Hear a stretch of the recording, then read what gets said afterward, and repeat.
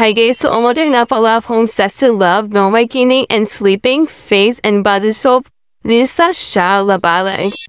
I hope na-pronounce mo nang maayos yung name niya. Pero doon ako umorder kasi nakita nyo naman kung gaano kakinis at kaputi ng balat niya.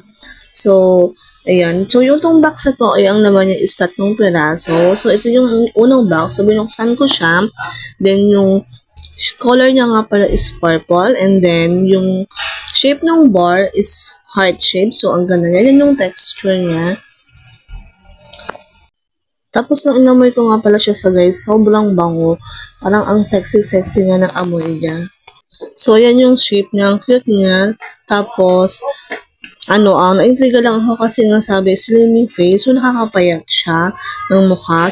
Kaya naman nga, after ko talaga niyang buksan, ginamit ko din talaga siya. So, yan yung likod o yung content ng likod ng box.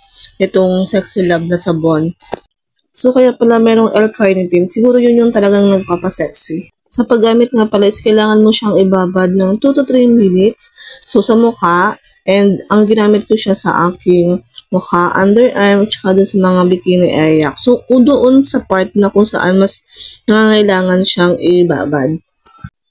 Ang ingredients niya is niacinamide, vitamin C, at coconut oil. So, nakakatuwa talaga itong gamitin kasi nga ito, heart shape siya.